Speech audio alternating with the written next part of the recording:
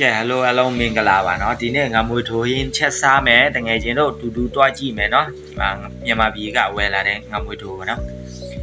ပထမဦးဆုံးစီတဲ့တက်မယ်เนาะစီထည့်မယ်အိုးထဲမှာ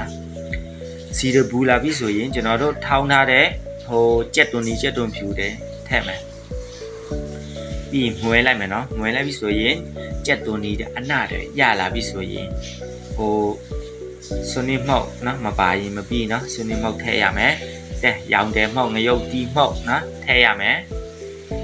နော်ပြီးရင်မပါရင်မပြီးနော်ကျွန်တော်ဆိုရင်ဟင်းချက်ရင်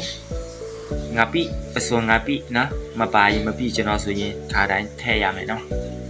လူများဆိုမသိဘူးနော်ကျွန်တော်ဆိုရင်ထည့်ရမယ်မှုေးလာပြီဆိုရင်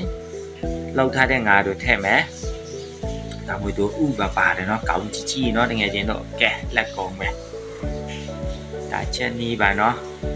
နည်းနည်းမွေးလိုက်မယ်เนาะ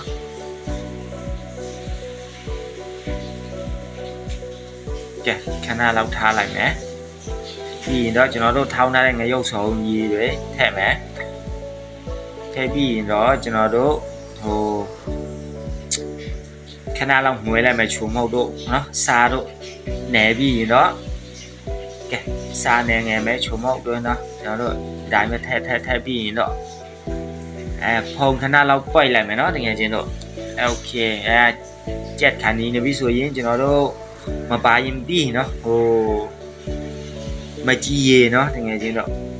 မကြည်ရေငါဟင်းဆိုရင်မကြည်ရေပါရမယ်နော်မပါဘူးဆိုရင်ငါဟင်းစားမကောင်းဘူးနော်ကျွန်တော်ဆိုရင်ထည့်နေရောပဲနော်ကဲကြက်ပြီးတကယ်ချင်းတို့နော်တူသွားကြည့်မယ်နော်ဒါကရှာနနံပင်နော်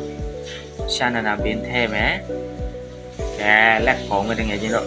တူစားကြမယ်ကြက်ပြီနော်ဝါကြက်ဥပါများကြီးပဲနော်တကယ်ချင်းကဲလိုအလုံးကျေးဇူးတင်ပါတယ်နော်